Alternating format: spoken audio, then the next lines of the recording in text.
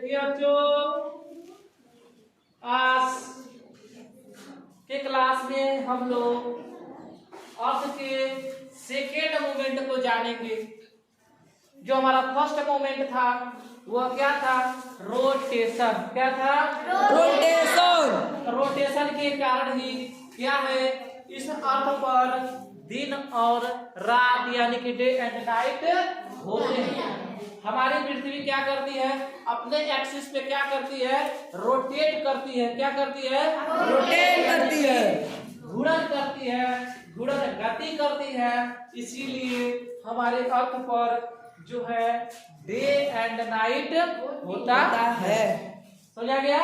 Yes sir. Day and night इसीलिए possible है क्योंकि हमारी जो अर्थ है अपने एक्सिस पे, अपने अक्ष पर, अपने जो है पथ पर क्या करती है? घूर्णन गति करती है। ठीक है, घूर्णन गति हमने पढ़ा था। रोटेशन हमने पढ़ा था कि रोटेशन क्या होता है? जब आप अपने एक ही पॉइंट पे, एक ही अक्ष पर घूमते हैं, जब घूमते हैं तो कौन सी गति होती है? यह होती है रोटेशन होती है। क्या होती है? रोटेशन होती है। लट्टू देखिए घूमती है ना, एक ही बिंदु पर घूमती है ना लट्टू, एक ही जगह पर। तो इस प्रकार की जो गतियां होती है उसे हम लोग कहते हैं रोटेशन यानी कि घूर्णन गति। आज से पूछा जाएगा कि घूर्णन गति से क्या होता है, हमारे पृथ्वी पर क्या प्रभाव, तो हम कहेंगे सर इसी के कारण, घूर्णन के कारण, रोटेशन के कारण हमारे अर्थ per day and night possible है। दिन और रात पॉसिबल है। यदि हमारी पृथ्वी जो है रोटेशन नहीं करती तो इस पे हो सकता है या तो दिन ही दिन रहता या तो रात ही रात रहता। समझा गया? Yes sir. ओके, अब हम लोग पढ़ेंगे रिवोल्यूशन। रिवोल्यूशन यानी कि पृथ्वी के पास हमारे दो टाइप से मूवमेंट होती है। The first movement is rotation and the second movement is revolution. हमने रोटेशन को बहुत ही अच्छे तरह से पढ़ लिया है। आज जो है हम लोग रिवोल्यूशन के बारे में पढ़ेंगे। ठीक है, तो आइए शुरू करते हैं आज के क्लास को। Like the other planet the earth also revolves around the sun.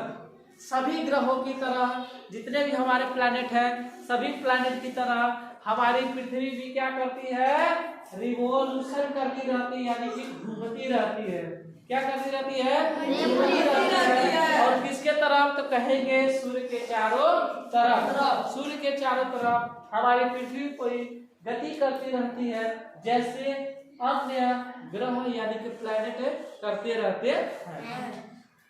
It moves along a fixed path around the sun called orbit। Orbit किसे कहते हैं? सर ऑर्बिट का हिंदी होता है कक्षा। यानी कि देखिए, जब आप किसी एक ही रेखा पर इसी पे चुपचाप आराम से घूमते रहते हैं, मौज करते रहते हैं इसी रेखा पर। जैसे देखिए यहाँ पे दो रेखा है ना, तब मान लीजिए आपको इस पे घूमना है तो आप इस पे घूमेंगे तो हम कहेंगे यह अपनी कक्षा में घूमती है, और यदि इसमें छोड़ के इसमें पहुंच जाएगा तो हम कहेंगे दूसरे के कक्षा में घूमती है। यानी कि जो रेखा होती है, जो यह एक काल्पनिक क्या है? यह एक काल्पनिक रेखा होती है। यह एक काल्पनिक रेखा होती है जिसे हम क्या कहते हैं? एक्सिस। क्या कहते हैं? एक्सिस कहते हैं, यानी कि अक्ष कहते हैं, जिसपे पृथ्वी सूर्य के चारों तरफ घूमती रहती है। उसे हम क्या कहते हैं? तो उसे हम कहते हैं ऑर्बिट यानी कि कक्षा कहते हैं। ठीक है, जिस पथ पर पृथ्वी घूमती है उसे हम क्या कहते हैं? कक्षा या ऑर्बिट कहते हैं। ठीक है, the earth orbit is elliptical in shape. और जो है इसकी जो कक्षा है, जो इसकी पृथ्वी की जो कक्षा है वो कैसी है? हम कहेंगे सर इलिप्टिकल शेप में है। किस शेप में है? इलिप्टिकल शेप में है। इलिप्टिकल शेप यानी कि हम कहेंगे सर अंडाकार है, अंडाकार शेप में है। जो हमारी पृथ्वी की जो ऑर्बिट का शेप है किस शेप में है? हम कहेंगे अंडाकार यानी कि इलिप्टिकल शेप में है। the earth take 365/1/4 day to complete one revolution. Revolution it's means परिक्रमा। अब ये परिक्रमा कितने समय में करती है? हम कहेंगे सर जो पृथ्वी होती है वह सूर्य की परिक्रमा करती है, सूर्य के चारों तरफ घूमती है, तो कितने टाइम में घूमती है? हम कहेंगे सर 365 सही 1/4 दिन में। और पूछा जाएगा यदि पृथ्वी अपने एक्सिस पे घूमती है तो कितना समय लगता है? तो कहेंगे सर 24 आवर यानी कि 24 घंटे। 24 घंटे में पृथ्वी जो है अपने ही एक्सिस पे अपने ही अक्ष पर ऐसे ऐसे क्या करती है? घूमती है। लेकिन जब यह सूर्य के चारों तरफ ऐसे ऐसे घूमते घूमते जाती है, ऐसे ऐसे घूमते जाती है, तो कितना टाइम लग जाता है? हम कहेंगे 365 दिन, जिसे अगर हम कन्वर्ट करें तो सर 365 दिन 5 घंटे 48 मिनट 45.51 सेकेंड का समय लगता है। इसीलिए सर कभी कभी हम लोग लीप वर्ष पढ़ते हैं और कभी कभी हम लोग सिंपल वर्ष यानी कि साधारण वर्ष पढ़ते हैं, जिसमें किसी ईयर्स में जो है 365 दिन का दिन होता है और किसी ईयर में 366 दिन का समय होता है। तो समझ में आ गया क्यों कैसे होता है? यही जो 365 यानी कि 5 घंटा 48 मिनट और 45.5 सेकेंड होता है, यही एक दिन में कन्वर्ट हो जाता है, एक दिन में कन्वर्ट हो जाता है। इसीलिए सर 366 दिन होते हैं। यह लीप वर्ष कहलाता है और 365 दिन यह साधारण वर्ष कहलाता है। क्या इसमें किसी को कोई दिक्कत या समस्या है? समझ में आ गया सबको? ठीक है, अब आगे चलिए। The earth movements around the sun is one of the case of the change in the season. जब पृथ्वी अपने एक्सिस पे घूमती है तो क्या बताती है? क्या होता है? हम कहेंगे सर डे एंड नाइट होती है। लेकिन जब यह सूर्य के चक्कर लगाती है तब मौसम में परिवर्तन होता है। जब पृथ्वी जो है सूर्य के चारों तरफ गति करती है, परिक्रमा करती है, तो हमारे पृथ्वी पर क्या प्रतीत होता है? हम कहेंगे सर मौसम का परिवर्तन प्रतीत होता है और मौसम का परिवर्तन होता है। ठीक है, देखिए जो हमारा अर्थ है वह जो है अर्थ को ग्लोब में जब पढ़ा जाए, यह इसे 2 भागों में बांट दिया जाता है। एक को हम कहते हैं नॉर्दर्न हेमिस्फीयर एंड सेकेंड को हम बोलते हैं साउदर्न हेमिस्फीयर। इसे हम कहते हैं, देखिए यह हमारा क्या होता है? गोला। हम कहेंगे सर क्या होता है? गोला यानी कि स्फीयर होता है, स्फीयर। और स्फीयर को जब हम 2 बराबर भागों में बांटते हैं इसे कहते हैं अर्ध गोला। तो क्या होता है? अर्ध गोला, अर्ध गोला, अर्ध गोला। देखिए जब एक गोला को 2 भागों में बांट देते हैं तो आधा गोला हो जाता है। आधा गोला को हम बोलते हैं अर्ध गोला।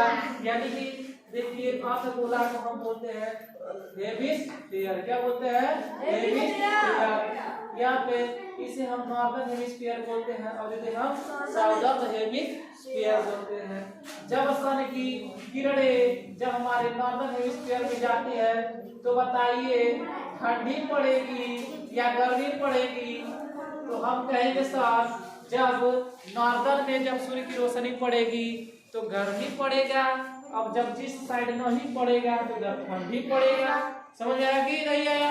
यानी समर और विंटर। तो आइए देखते हैं। इसके बाद हम लोग जो है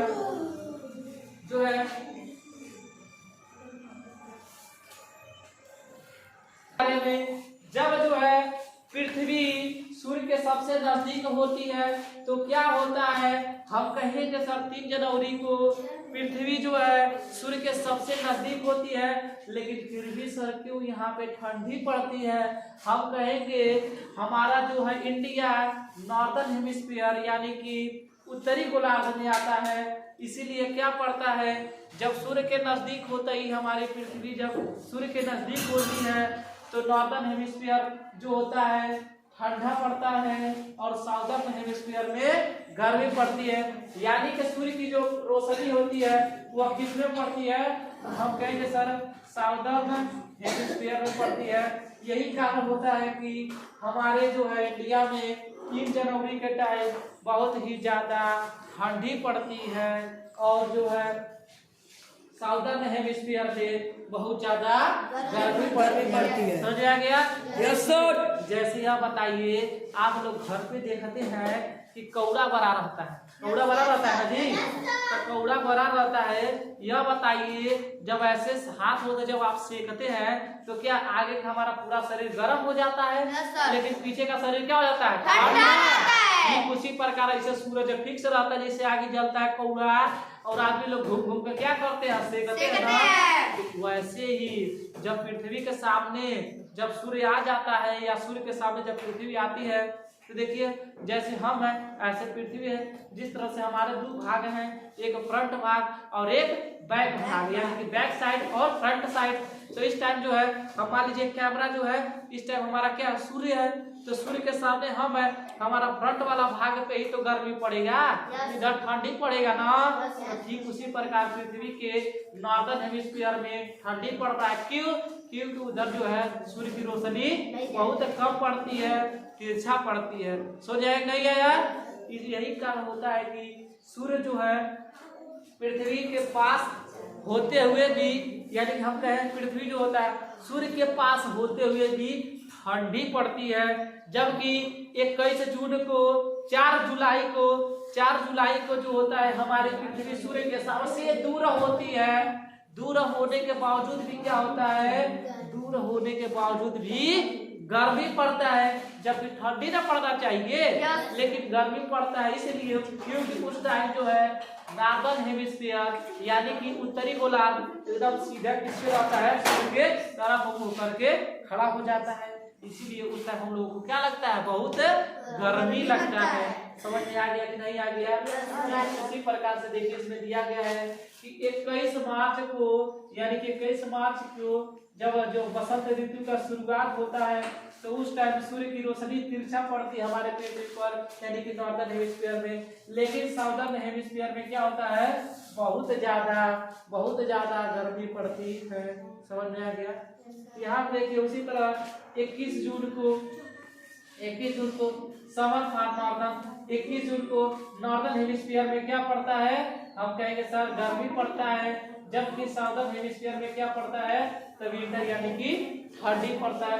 ठीक इसी प्रकार देखिए हमारी पृथ्वी रोटेट हो रही है अपनी जगह पर, अच्छा पर अपने एक्सिस पे घूम रहा है। इसी प्रकार मौसम का परिवर्तन होता रहता है। समझ आ गया? Yes sir. 21 दिसंबर को क्या पड़ता है नॉर्दर्न हेमिस्फीयर में? हम कहेंगे सर विंटर यानी कि ठंडी पड़ती है। 31 दिसंबर को क्या पड़ती है? ठंडी पड़ती है। और इसमें देखिए जबकि साउदर्न हेमिस्फीयर में क्या पड़ती है? हम कहेंगे सर गर्मी पड़ती है। और यहाँ पे देखिए 23 सितंबर को क्या पड़ता है? 23 सितंबर को क्या पड़ता है? यानी कि ऑटम यानी कि शरद का शुरुआत होना, यानी कि बिगिनिंग होना शुरू हो जाता है, यानी कि शरद मौसम का जो है स्टार्टिंग हो जाता है। तो यह जो है हमारी घटनाएं किसके कारण होती है? हम कहेंगे सर पृथ्वी जब सूर्य की परिक्रमा करती है यानी कि रिवोल्यूशन करती है तब। समझ आ गया? Yes sir. कोई दिक्कत? No sir. रोटेशन रिवोल्यूशन में किसी को कोई दिक्कत है? समझ में आ गया सबको? Yes sir. आगे चलिए। Yes sir. चलिए ठीक है। अब हम लोग जो है आपको सिलेबस में रिवोल्यूशन इतना ही था। अब जो है आगे हम लोग नेक्स्ट चैप्टर देखते हैं। ठीक है, चलिए तब तक के लिए बाय बाय, टाटा।